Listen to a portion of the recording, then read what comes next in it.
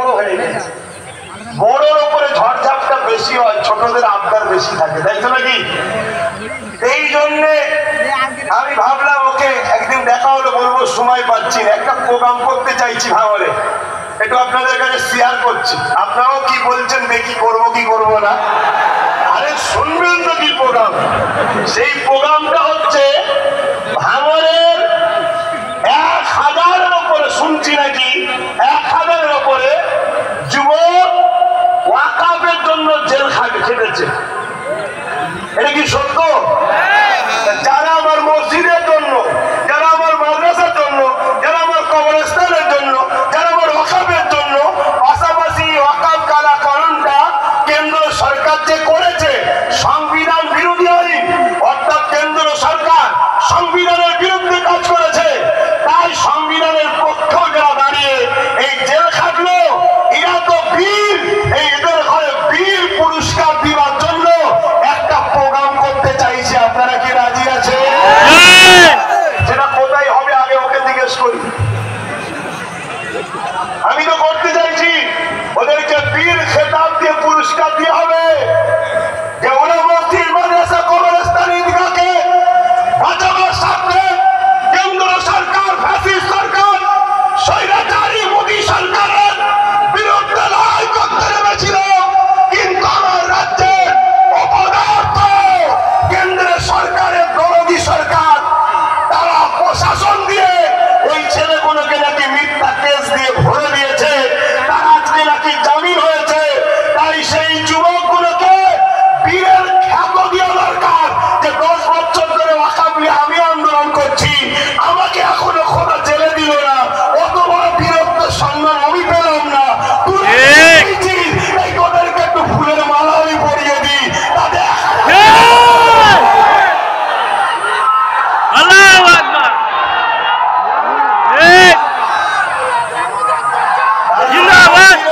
কথা বলতে যাচ্ছিল, তারা আমার মাদ্রাসার জন্য কথা বলতে যাচ্ছিল, আপনাদেরও কি উচিত নয় তাদেরকে সংবর্ধনা দেওয়া? দেওয়া উচিত আছে না? আমি একটুখানি ওর সঙ্গে সময় পাচ্ছি না, তবে করবো, খুব শিগগিরই প্রোগ্রামটাই করবো। সেই জায়গায় আপনারাও বলছেন হোক নাকি, যে সেইখানে আরো আলোচনা ওয়াকাফ নিয়ে হবে। তবে আমি এই মজলিস থেকে আপনাদেরকে একটা কথা বলবো, আল্লাহ আমাদেরকে অনেক ভালোবাসে, তাই তাই জালিমের মুখ থেকে হক করে ফক কথা বেরিয়ে পড়েছে। ঠিক, হক কথা ফক করে বেরিয়ে গেছে, কথা আছে না? আরে আমরা বাপ বেটা বসে আছি, ভাই বোনে বসে আছি, ভাই ভাই বসে আছি, এই পরিস্থিতি অসুবিধা হচ্ছে, অসুবিধা হয়ে গেল। সেই জায়গায় হক কথা ফক করে বেরিয়ে পড়েছে। কেন্দ্র সরকার ওয়াকাফ কালা কানুন তৈরি করেছে। গত 10 বছর ধরে আমি ওয়াকাফ আন্দোলন করছি। তোমাদের এই ভাঙড়ের ঘটকপুকুরে বাস স্ট্যান্ডে আমি আন্দোলন করেছি, নিশ্চয়ই সাক্ষী আছো।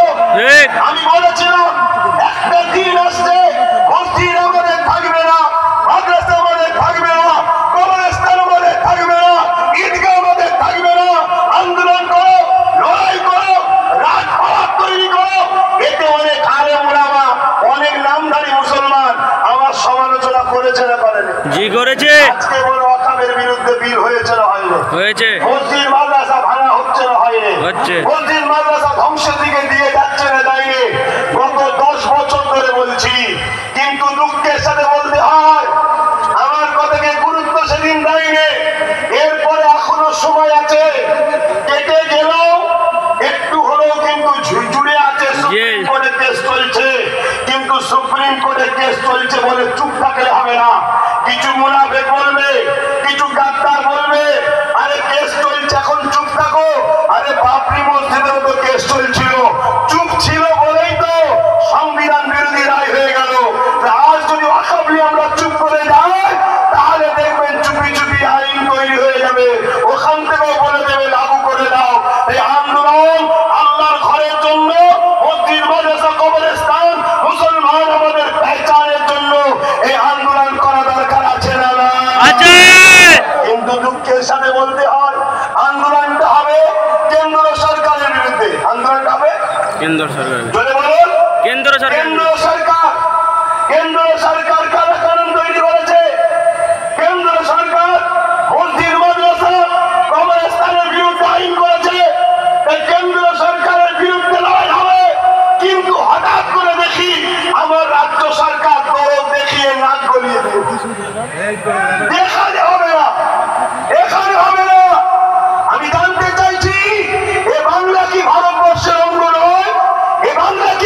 সরকারি সম্পত্তি নাকি, যেখানে মসজিদের জন্য বলা যাবে না, এখানে মাদ্রাসার জন্য বলা যাবে না, এখানে কবরস্থানের জন্য বলা যাবে না, এখানে আমরা আমাদের কথা বলতে পারবো না, এ কথা বলা যাবে না।